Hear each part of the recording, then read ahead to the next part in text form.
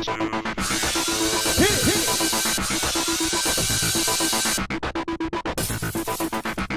everybody, welcome to another recap of Project Runway Season 7. Can you believe it's 7 seasons already? Alright, so this was the third challenge of Season 7 and Mila has immunity. They're going to be designing a look for Fashion Week Gala. So it better be good. And Heidi tells everyone, go see Tim Gunn. So Lisa Walker from Campbell's Soup is with Tim Gunn. And Tim tells everyone that they're going to be creating a signature red dress for the Campbell's Address Your Heart program. It's got to have the Campbell's branding in it, of course, and it has to be predominantly red. They're going to be special models this week. It's going to be real women, all who have been impacted in some way by heart disease. The winner is going to be wearing the dress to the event with the winning designer. And it's going to have a limited production and it's going to be sold on ProjectRunway.com. So that's exciting for the designer to actually get some of his or her work sold.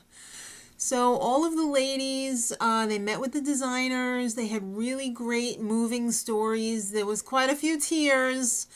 But Anthony don't like tears. Clean him up. I love Anthony. He's not my favorite designer, but he's my favorite personality this season. Alright, so at Mood, they had a $100 budget. Mood was nice. They had pulled some of the red fabric that was in the correct colorway of the Campbell's ad campaign, you know, the red that is appropriate. Because not every red is appropriate for the Campbell's branding.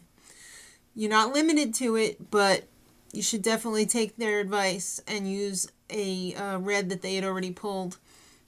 It's going to be a one-day challenge, and the tough part here is that these models are not model-sized.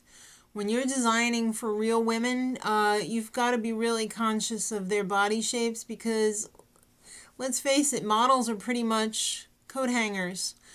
Anything's going to look good on the hanger, but once you put it on, if you're not a model size, it could be devastating. Alright, so the models arrive, and the way they edited this episode, it was like everything was going really smoothly.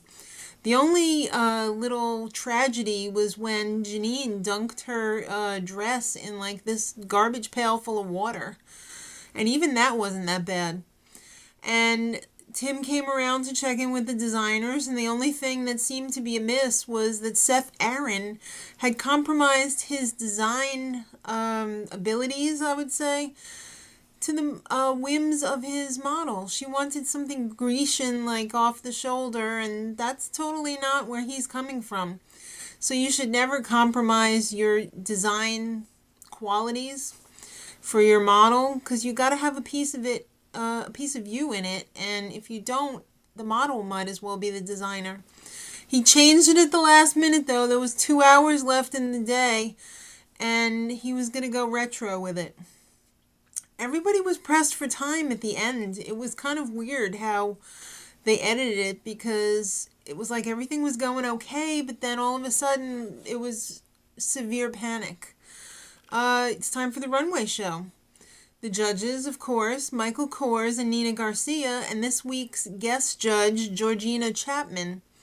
Alright, so after the Runway Show, which I'd have to say I was pretty underwhelmed by, there wasn't a whole lot of wow dresses in that group. I was kind of surprised that Anthony was not in the bottom, and I was kind of surprised that Jay wasn't in the top. I really like Jay's dress on his model. He made her look really nice. Alright, so let's talk about the top and the bottom. Mila first. She had that red satin gown with the 2 white stars on it. The judges really seemed to like it. I don't know. I thought it was kind of like Wonder Woman gone red carpet. I thought it was really costumey. They didn't think so, but I did. Alright, Jesse. He had that short little red dress with the white jacket. And his branding consisted of this flower made out of the Campbell's Soup fabric. The top was really nice under the jacket. I don't know why he needed to have the jacket. If he had just made his dress a little bit longer, I thought it would have been really nice. Jesus. He had this sheath dress, which was skin tight, with this inset Campbell fabric, like a racing stripe on the side. And Michael thought it was a plethora of tackiness and cliches, and I'm going to have to agree on that one because it was chock full of cheap. Amy up next. She had a beautiful, elegant, ethereal silk and chiffon gown. I mean, it looked red carpet worthy to me for an average woman. Of course, not for like the Oscars or anything, but a minor red carpet, if you will.